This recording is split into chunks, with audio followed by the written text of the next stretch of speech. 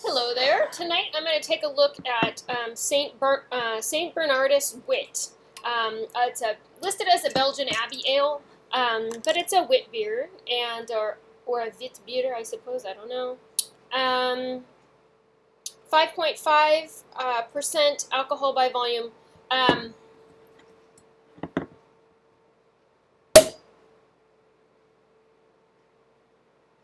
Smoking. Oh, you missed the smoke because it was in that glare. That's unfortunate. Um,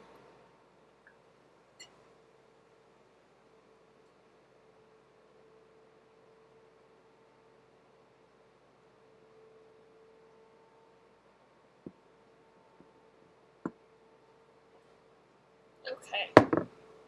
So this is pretty heady right now. I'm going to give it a second to die down. Wow, but it so has this big aroma. Sorry about my sunburn too. Okay. Anyway, it's definitely spicy. I always find the Belgian type hops tend to be a little spicy on my nose. It has like a citrusiness to it as well, but also this really deep sweetness from the malt, almost like honey.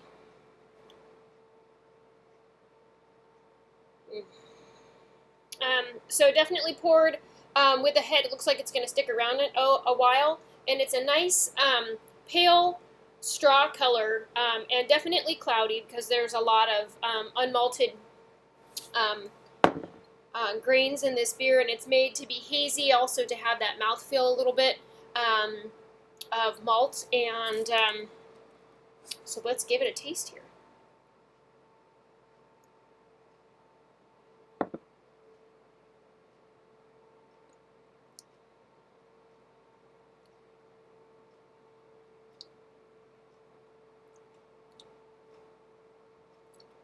There's all kinds of stuff going on in this beer. Holy moly.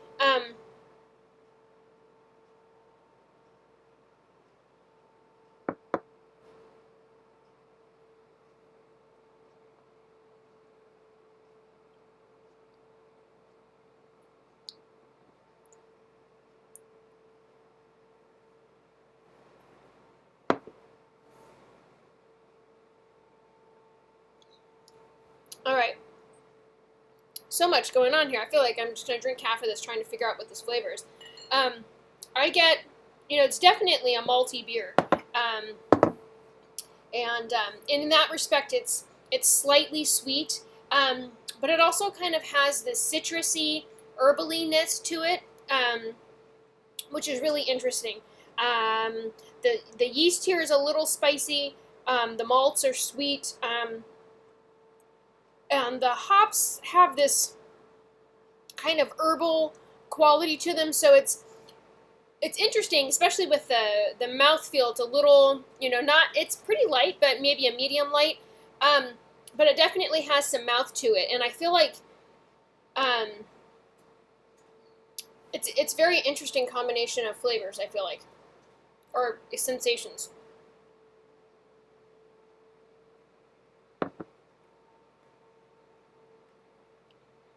It almost gives you the impression of a tart beer, and then it washes over your tongue, and it has this sweetness and this maltiness to it, and then the finish is tart again, just slightly dry and tart, which is really enjoyable. And then somewhere in there, like when I'm drawing a breath in or as I'm talking, breathing out, I get this kind of spicy quality, and it's like the last little flavor of hops as they go. So very interesting beer. This is actually listed as the one of the classic examples of this particular style, and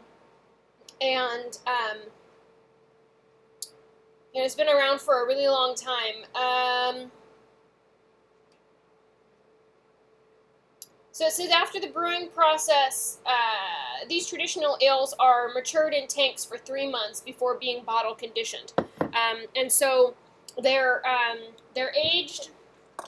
And they're bottle conditioned, and that's one of the reasons that we're seeing a lot of haze here, is because there's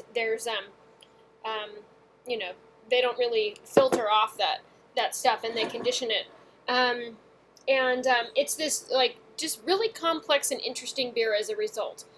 Very specific water, and it's interesting when you're trying to recreate beer recipes, and people can get very close, but oftentimes it's the water that tastes different, whatever minerals are in that water, and it sounds as though this water is pumped specifically from a depth of 500 feet, and so then as a result, the water is very specific. So if I were to make it here, it would taste different in the Hetchy water system that I have, or the fact that I often use, I don't even know what the brand is, I can't see it. Anyway, bottled water, just for consistency's sake. So very, very interesting. Sounds like this brewery was founded in 1946. Good ale, if you're looking for a classic example of the Witbier style, St. Bernardus is the one for you. And it's just a treat of a beer. It's nice and light. It's great for a hot day, which is what I'm doing today. I'm about to build some furniture, but I was waiting for my house to cool down because I didn't have the air conditioning on and it's 100 degrees.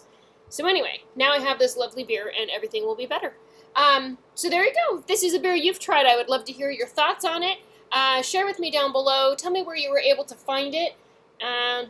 And I think I got this from Tavour. I can't remember if I bought it from Tavour or I bought it from Whole Foods. But anyway, it's pretty widely available.